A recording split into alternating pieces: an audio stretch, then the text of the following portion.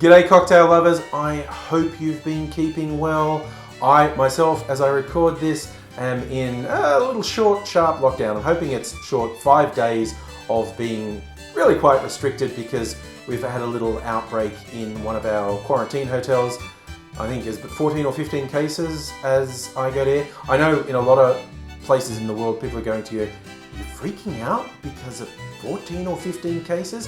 When there are places around the world that are getting thousands of deaths a day. But yeah, we had it to zero. We've been across the country so close to zero for the last 3, 4, 5, 6 months.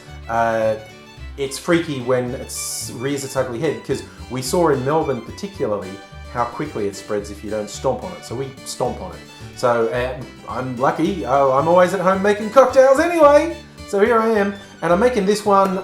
This one's for my Canadian pals. I'm thinking particularly of Rob from Rob's Home Bar and Dave from Booze on the Rocks. I'm sure I have other Canadian friends out there because Monday the 15th of February is the anniversary of Canada changing their flag to the famous maple leaf. Now this sort of touches me as an Australian because both Canada and Australia, part of the British Empire that they tried to gussy up by calling the Commonwealth after a while, but it's basically ruled by a foreign head of state. And we had the Union Jack in the corner of our flags. Canada said, I'm going to stay on the Commonwealth, but we're just going to have this completely independent flag, which I'm so on board with, and I think Australia should do as well, but it's not even close to happening here, maybe one day. But anyway, it's the anniversary of the old maple leaf, and as I was researching this, there were 2 facts I found interesting. There's 11 points on the maple leaf, and that means nothing. See, things like that on flags often mean something, like the points on the Federation Star are for the number of states in the original Federation of Australia. So that means something, but the 11 points don't mean anything. Apparently the design was finalised after wind tunnel tests. It looked the least distorted in high wind conditions. It was the least blurry. So I found that weird little bit of trivia quite fascinating, honestly. So, a maple leaf cocktail. Of course there's a maple leaf cocktail. It's a simple cocktail. It's kind of halfway between an old-fashioned and a whiskey sour. Honestly, 2 of my favourite drinks, so I'm on board with it. So let's get down now with a maple leaf cocktail. It's a pretty simple cocktail, starting off with 2 ounces of whiskey. Whiskey of your choice. Most recipes I saw said to use a bourbon. I was surprised they didn't say use a Canadian whiskey. I don't actually have any Canadian whiskies, and I'm just going to celebrate our Commonwealth brethren with an Australian whiskey. This is one of my favourites, Starward. Actually visited their distillery and had a tour the other day. I really hope to do a video of it at one point, but very nice. This is their single malt Nova. It's really good, and I'm going to start with 2 ounces or 60 mils of whiskey. And here's why we call it a maple leaf. Our sweetener is going to be maple syrup. The real stuff, 100% pure Canadian maple syrup. The real deal. But it's just 15 mils, half an ounce of the maple syrup going in. The final touch is 15 mils, half an ounce of lemon juice, which I squeezed some earlier. So now we will add 15 mils of lemon juice.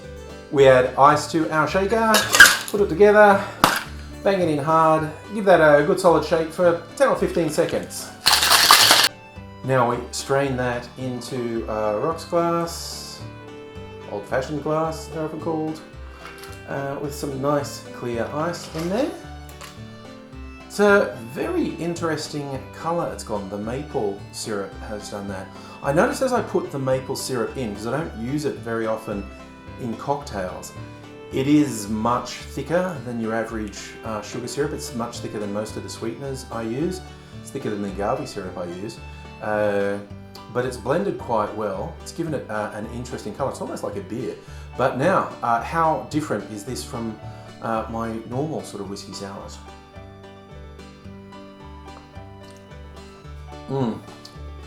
Oh, wowzers, whiskey and maple go really well together. And the lemon juice is making sure it isn't too sweet as well.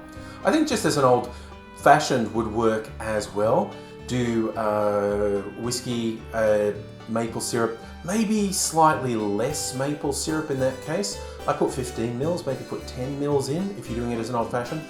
And then some Angostura bitters. I think that would be really good as well. But I really like this one. Like I say, it's kind of halfway between an old fashioned and a whiskey sour. Well, it's a whiskey sour without the egg white, really, isn't it? It's a...